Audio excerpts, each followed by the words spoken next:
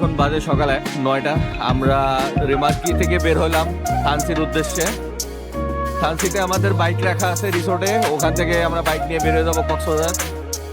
সকালবেলার যে রিমার্কের এনভায়রনমেন্টটা একদম এক কথায় বলতে গেলে অসাধারণ।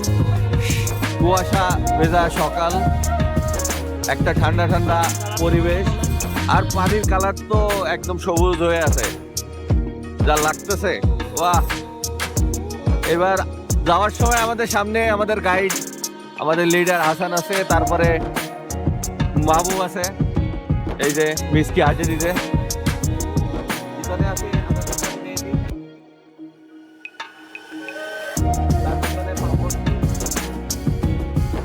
সকালবেলা পাহাড়ের চূড়ায় যে কুয়াশাটা জমে আছে এইগুলা দেখতে জাস্ট ফাটাফাটি লাগতেছে, আর একটা ঠান্ডা বাতাস।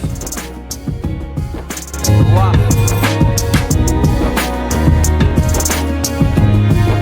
সব থেকে ভালো লাগতেছে পাহাড়ের চূড়ায় এখনো কুয়াশাগুলো যেভাবে জমাট বেঁধে আছে এটা দেখতে।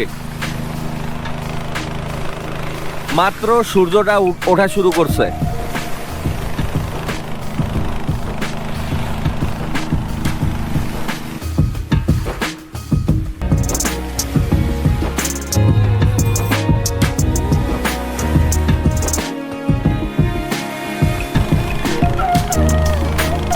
সেই সেই আরে ওই পাহাড়টা দেখেন ভাই, এটাই তো দেখতেছি, আরে পুরা মনে হয়েছে মেঘগুলা ই করতেছে।